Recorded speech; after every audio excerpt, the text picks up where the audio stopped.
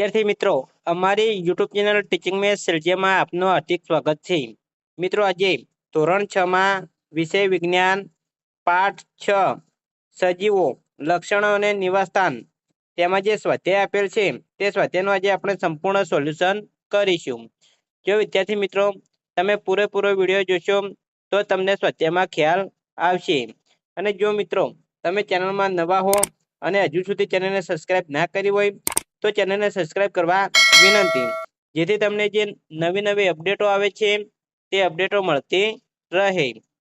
मित्रों हवे વધુ સમય ન લેતા આપણે સ્વાધ્યાયનું સોલ્યુશન કરીશું।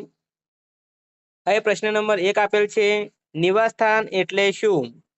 જવાબ જોઈશું વનસ્પતિ અને પ્રાણીઓ જે વિસ્તારમાં રહી જીવન જીવતા હોય તેને તેનું નિવાસસ્થાન કહે છે। આગળ પ્રશ્ન નંબર 2 રણમાં જીવન જીવવા માટે થોર કઈ રીતે અનુકૂલિત થયેલા હોય છે? તેનો જવાબ રણમાં જીવન જીવવા માટે થોર નીચેના અનુકૂલનો ધરાવે છે। તેના પર્ણો નાના અને ઓછા હોય છે। પાણીની અછતના સમયે પર્ણોનું કંટકમાં રૂપાંતર થાય છે, તેથી બાષ્પોત્સર્જન દ્વારા ઓછું પાણી ગુમાવાય છે। આગળ જોઈશું તો તેનો પ્રકાંડ અને તેની શાખાઓ લીલી હોય છે, જેના દ્વારા તે પ્રકાશ સંશ્લેષણનું કાર્ય કરે છે।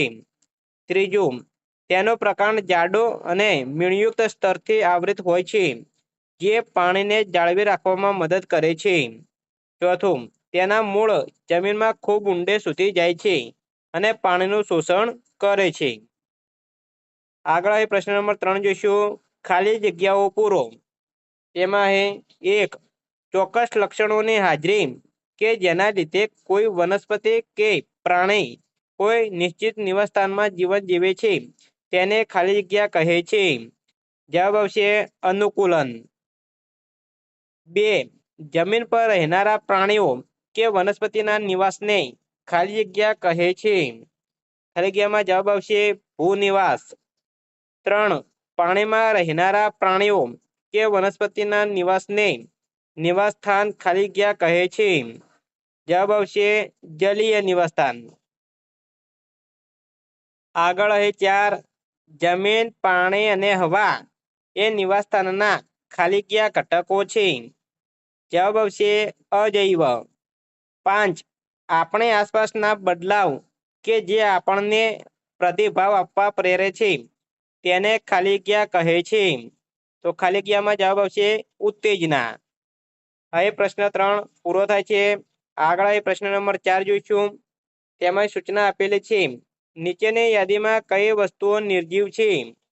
એ વસ્તુઓ આપેલી છે હળ, મશરૂમ, સીવવાનો સંચો, રેડિયો, હોડી, જળકુંભી એટલે કે જલીય છોડ અને અળસિયો।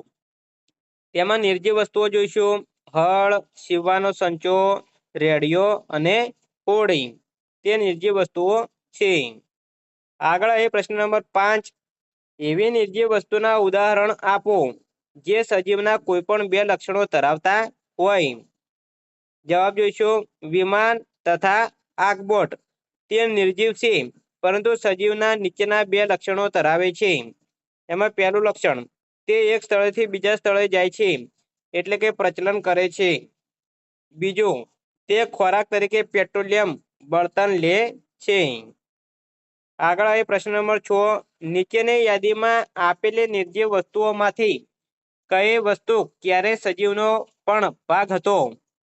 જવાબ અહીં વસ્તુઓ આપેલી છે માખણ, ચામડું, માટી, ઊન, ઇલેક્ટ્રિક બલ્બ, રસોઈનું તેલ, મીઠું, સફરજન, રબર।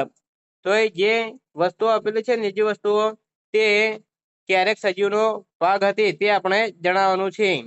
તો એનો જવાબ જોઈશું નિર્જીવ વસ્તુઓ જે ક્યારેક સજીવનો ભાગ હતી તેવી વસ્તુઓ માખણ, ચામડું, ઊન, રસોઈનું તેલ, સફરજન, રબર। વિદ્યાર્થી મિત્રો જો તમે ચેનલમાં નવા હો અને હજુ સુધી ચેનલને સબસ્ક્રાઇબ ના કરી હોય તો ચેનલને સબસ્ક્રાઇબ કરવા વિનંતી। આગળ પ્રશ્ન નંબર 7 જોઈશું શા માટે ઘાસના મેદાનોમાં રહેનારા પ્રાણીઓને જીવતા રહેવા માટે ઝડપ ખૂબ જ અગત્યની છે. સમજાવો. જવાબ: ઘાસના મેદાનોમાં હરણ, સસલા જેવા તૃણાહારી અને સિંહ, વાઘ, ચિત્તા જેવા શિકારી પ્રાણીઓ રહે છે. ઘાસના મેદાનોમાં પ્રાણીઓને છુપાઈને રહેવા માટે વૃક્ષો કે અન્ય સ્થળો ખૂબ ઓછા હોય છે. આથી હરણ અને સસલા જેવા પ્રાણીઓને શિકારી પ્રાણીઓથી બચવા અને જીવતા રહેવા તેમને દોડવાની ઝડપ વધુ હોવી જરૂરી છે. વળી વાઘ અને ચિત્તાને માટે પણ દોડવાની ઝડપ વધુ હોય તો જ તેઓ પક્ષીને પકડી પોતાનો ખોરાક મેળવી શકે અને જીવી શકે. આમ ઘાસના મેદાનોમાં રહેતા પ્રાણીઓને જીવતા રહેવા માટે ઝડપ ખૂબ જ અગત્યની છે. વિદ્યાર્થી મિત્રો, એ સ્વાધ્યાયનું સંપૂર્ણ સોલ્યુશન પૂરું થાય છે. જો મિત્રો વિડીયો સારો લાગ્યો હોય તો લાઈક કરો, શેર કરો અને સબસ્ક્રાઈબ કરો. તથા ધોરણ 6 માં બીજા વિષયના સ્વાધ્યાયના સોલ્યુશન અહીં ચેનલમાં મૂકેલા છે, તે તમે જોઈ શકો છો. આ ઉપરાંત ધોરણ 6 માં પ્રથમ પરીક્ષા જે આવે છે તેના પેપર સોલ્યુશન, મોડલ પેપર અહીં ચેનલમાં મૂક્યા છે, તે તમે જોઈ શકો છો. Thank you.